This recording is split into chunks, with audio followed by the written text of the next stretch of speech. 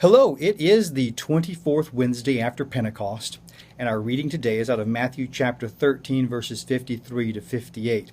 And Jesus has now come back to Nazareth, his hometown.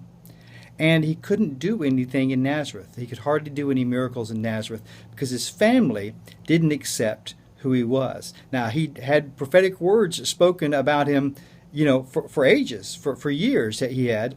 And those were just as true in Nazareth as they were anywhere else. He was anointed by the Lord, and that was just as true in Nazareth as it was anywhere else. He was still commissioned to preach the gospel to the poor and to bind up the brokenhearted and set at liberty the captives, just as much in Nazareth as he was anywhere else. But the people in Nazareth, and especially his family, they knew this Jesus. He was just a carpenter's son. They knew all about him, and because of all their preconceived ideas, they couldn't receive. Can you imagine what Jesus could have done in Nazareth if they'd accepted the prophetic words that had been spoken about him?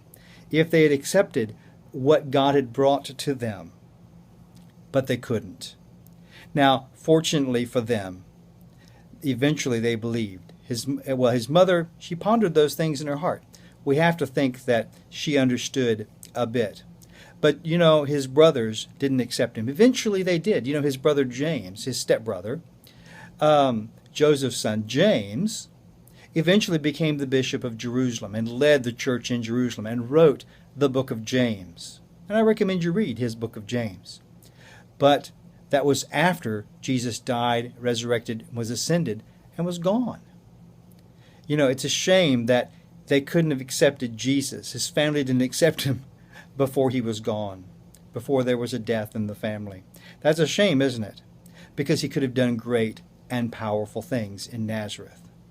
So I want to encourage you, if you're in a situation where your family doesn't accept what God has done in your life, they don't accept the things that God could work through you in their midst, don't worry. God will find open doors for you to do those things that he's called you to do.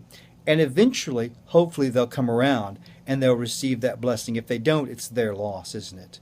But I want to encourage you that doesn't change the fact that God has spoken over you, that God has empowered you, and that God is going to use you for his kingdom. I encourage you with that word today, and I look forward to seeing you tomorrow.